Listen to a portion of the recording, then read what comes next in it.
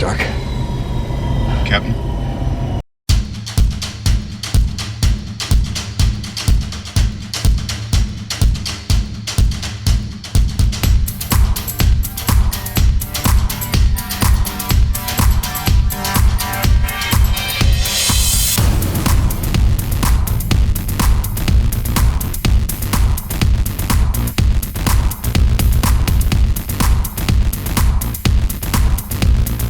Please don't turn down my music. It's somewhat ironic that the Marvel Cinematic Universe started with Iron Man because almost every sociological value that he carries, innovation, development, transformation, experimentation, and rejection of realism are representative of the qualities that would eventually go on to define the entire brand. In the 8 years since Mr. Stark announced himself as Iron Man, the number of known enhanced persons has grown exponentially. But then the penultimate film released before the end of Phase 1 was Captain America: The First Avenger, who explored opposing values. It featured a character and a set of themes that explored a sense of disillusionment with these modernistic attitudes. The technological and innovative direction of technology and modernity wouldn't be the salvation of humanity, but instead would lead to annihilation. What's his target? Everywhere. Both characters would go on to become the two pillars of the entire Marvel Studios cosmology, creating a fictional landscape that not only could facilitate varied values, but also competing ones. But what do these characters tell us about identity? And that's what this essay seeks to explore. How does views of technology shape the logics of Tony and Steve? So, yeah.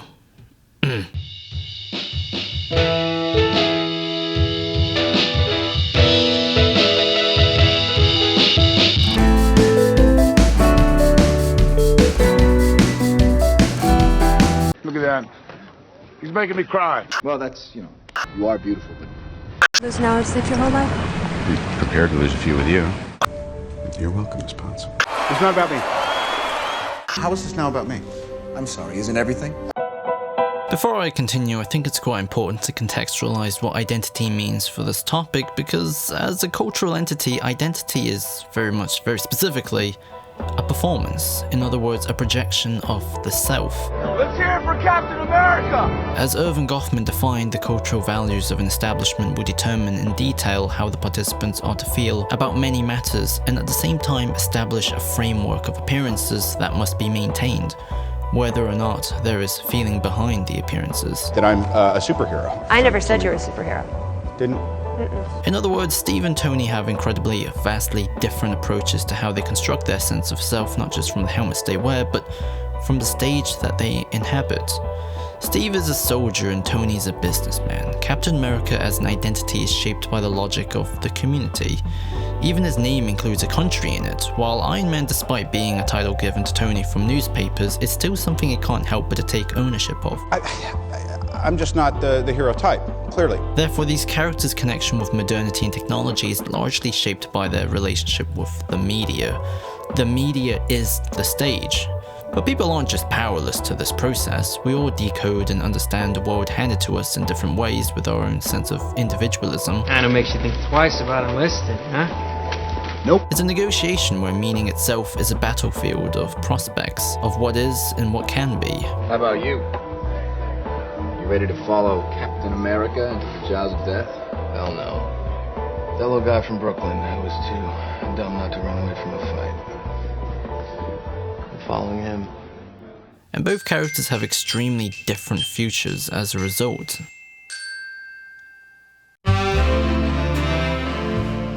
I'm gonna compact Captain America: The First Avenger with the Avengers into one unit of meaning, not just so then we have two films for each character, but because, despite how the Avengers develops the journeys of each character, the entire thematic foundation that the story is built on is actually directly tied to the core conceptual tensions of Captain America 1. It's a story focused on exploring the relevance of traditions, and more specifically, people against rapid modernity. These prisoners, I'm not sure they have the strength. Then use up what strength they have left, Doctor. There are always more workers. Humanity versus technological development, or in academics, this is often referred to as the social constructivism versus technological determinism debate. And originally this was made material through Captain America's fight against Hydra. It's a community of people that he freed from all sorts of backgrounds coming together under the flag to fight an enemy that isn't carrying a flag but are carrying laser guns and want to take over the world by replacing its traditional values of freedom with an oppressive sense of misanthropy towards humanity. Hydra was founded on the belief that humanity could not be trusted with its own freedom. Captain America as a cultural symbol represents the old systems of media and identity building, which are essential to building communities, as nations are built from the access to the same media, which Benedict Anderson would go to define as an imagined community, because it's basically impossible to know everyone in the same country or more or less the same community, but because of a shared interest and values, you can feel a sense of solidarity, a collective imagination, if you will. But you're keeping the outfit, right? You know what? It's kind of growing on me. Captain America is a propaganda tool originally, therefore he's an overt representative of this system. The comics, the movies, the shows, his costume, and his tour are all media tools used to build a sense of collective identity and interest within the national community. I don't know if I can do this. Nothing to it. You sell a few bonds, bonds buy bullets, bullets kill Nazis. Bing, bang, boom. In the montage, Steve specifically goes to state with the same performance, addressing everyone with the same inclusive and egalitarian language. Not all of us can storm a beach or drive a tank, but there's still a way all of us can fight. That reproducible nature is what makes Captain America a powerful cultural symbol, because Steve Rogers isn't the subject, it's Captain America. The community comes before the individual, therefore anyone can carry the shield. Trying. The mechanisms of this system doesn't undermine Steve's sense of self though. There's a subtle detail in Captain America 1 when asked if Steve just wants to kill Nazis, which is Erskine's way of scrutinizing if Steve is a blind patriot. Do you want to kill Nazis? Is this a test? Yes. I don't want to kill anyone. I don't like bullies. I don't care where they're from. Steve's response is not to target the inherited political identity of the opposing side, but to target the actions and behaviors of people in general. Bullies can come from a fellow American in a cinema, and they can also come from a battlefield under the flag of nations. Therefore, Captain America as an identity is a form of negotiation, a successful one, where rhetoric and reality align with each other. And Steve's rise comes from his perseverance and commitment to this synthesis. Bucky, come on, there are men laying down their lives. I got no right to do any less than that. For him, individual interests and collective interests are indissoluble, because that's the media landscape he was raised in and the war he wants to fight in. Steve's original sacrifice is very much the natural endpoint to this logic, because that's the limit. In the Avengers, Steve isn't fighting the darker side of the future, but is now living in it, as glorious and inglorious as it is. The relevance of tradition that Captain America died for is now held under even sharper scrutiny. S.H.I.E.L.D. are the good guys, but like Hydra, they're experimenting on the Tesseract to create weapons, so accepted moral boundaries are now blurred. I was wrong, Director. The world hasn't changed a bit. Captain America is a soldier, but now he's working with spies, so bold, moral, and naked simplicity is no longer represented. Steve has been taken away from the many relevant social conditions that made his personal interests align indistinguishably with the collective. And because of how fixed his values are within this new space, his altruistic ideals has been unavoidably turned into self-interest ones. He even condemns Nick Fury and Loki as being on the same level. I'm not marching in Fury's fife. Neither am I. He's got the same blood on his hands that Loki does. And to an extent is one of the reasons to why he doesn't get along with Tony. You can tell Steve can see his own future reflected through him, someone who sees the individual as the only moral unit. The only thing you really fight for is yourself. I'm not looking for forgiveness, and I'm way past asking permission. The closest figure that holds traditional values is Coulson, who's used as a representative of the common person, someone who looks up to these big values. He designed Steve's new uniform, he has vintage trading cards of Captain America with him, and he acts as a point of reference for Steve's sense of self. Stars and stripes, a little old-fashioned. Everything that's happening, the things that are about to come to light, people might just need a little old-fashioned. He's Steve's closest thing to a tether to the present, so when he dies it activates Steve's sense of duty and pushes him back into it, despite his growing disconnect with the world around him. He was an idiot. Why? For believing? This also leads to one of the most important scenes in Steve's journey, the moment where Captain America gives orders to the Avengers. Alright, listen up. Until we can close that portal, our priority is containment. This is Steve at his most characteristically naked. He finds purpose in his craft as a soldier, and this connection with himself and his own skills, distinct from the motives of the national community, is very much the first of three separations that would eventually manifest itself to him willingly dropping the shield. And I'll get to that at one point. The montage in the end showing the aftermath of New York's battle is actually incredibly important in completing the film's thematic journey because it answers the question presented both in the Avengers and Captain America 1, which is the distinctly human still relevant in modern times? And the story answers with yes, absolutely. We get into a situation like this again, what happens then? They'll come back. The blood-soaked Captain America trading card is what creates the soil that's necessary to grow the new Avengers Tower, a new sort of collective imagination. Captain America went from being an official symbol formalized by the state to an informal mascot of the people, celebrated.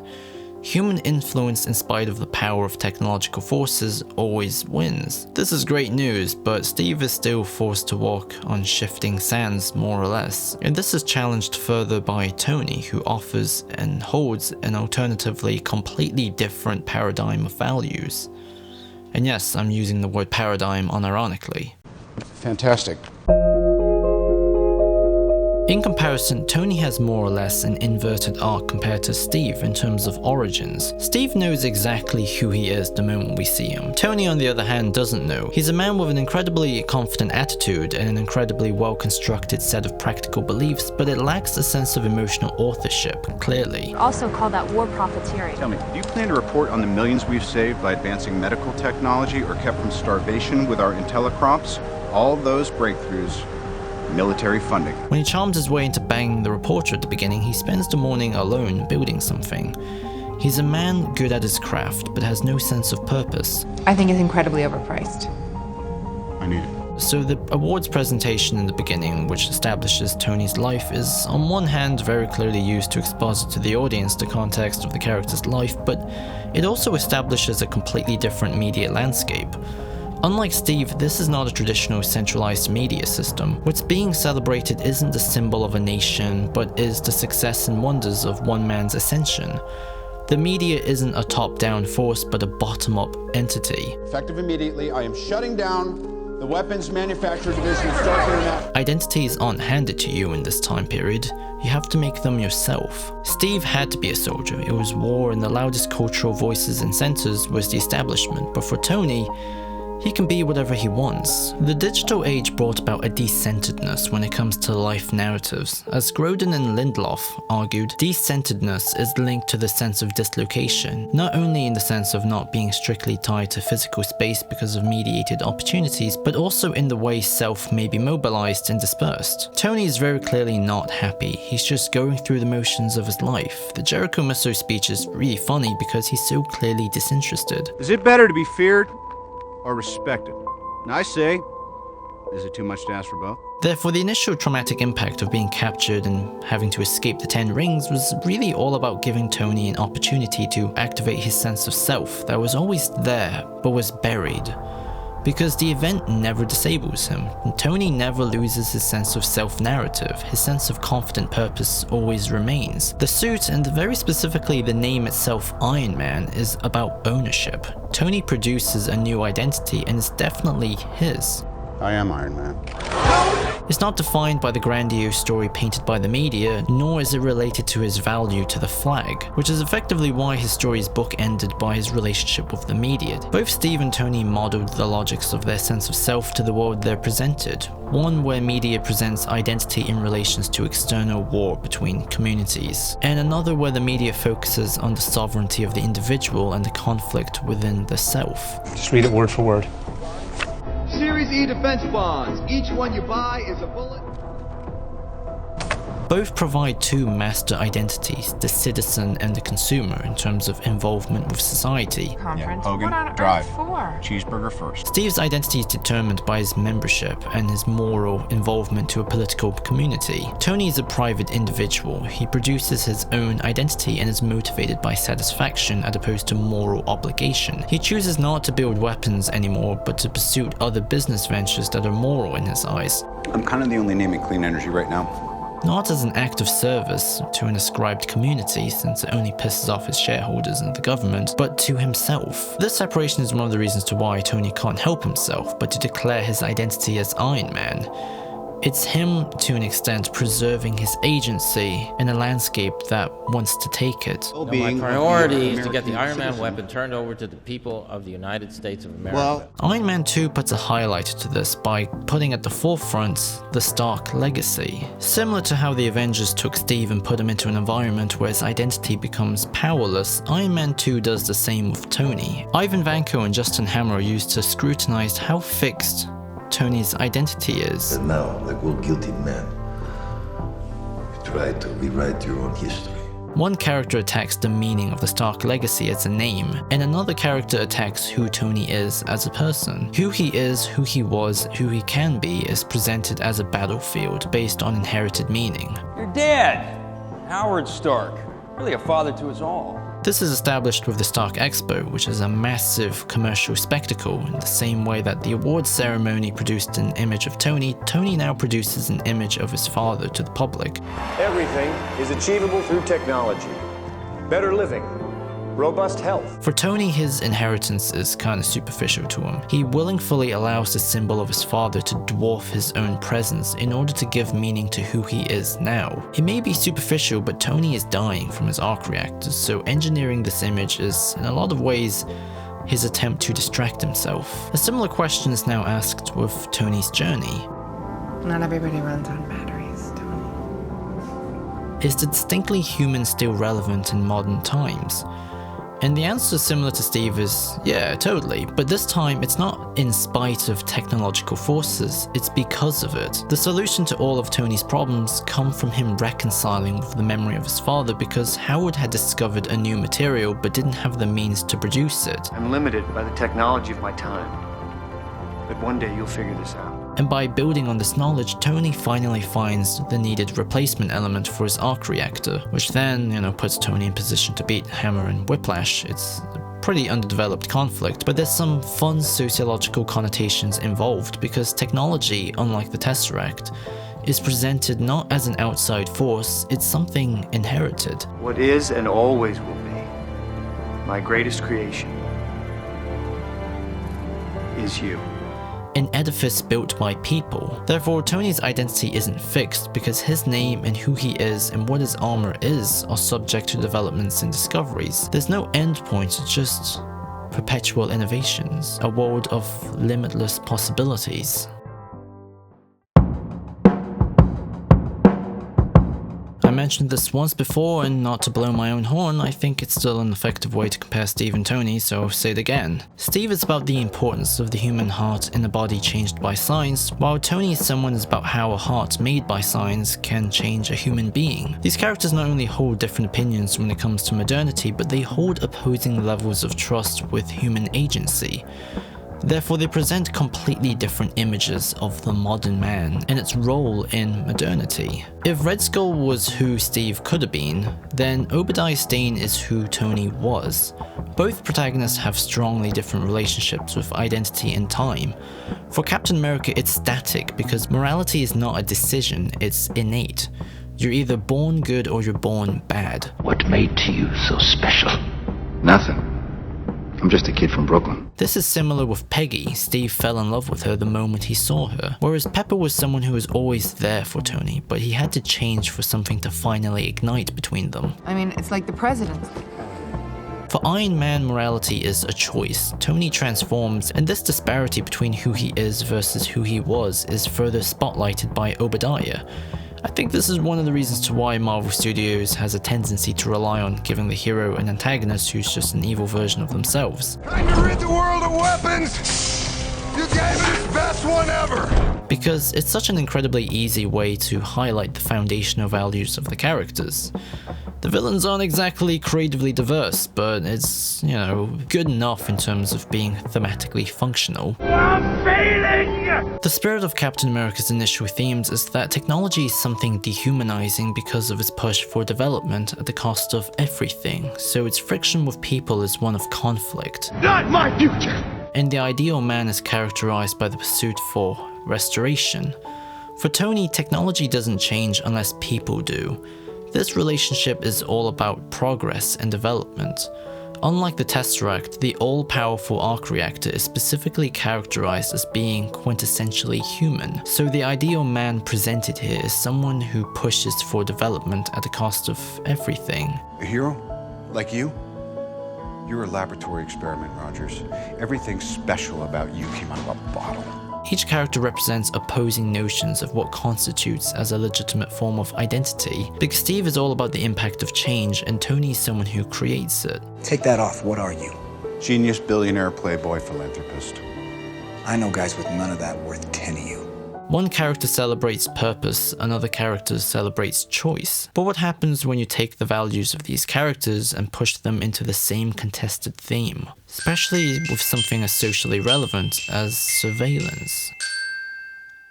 Tune in next time for part 2.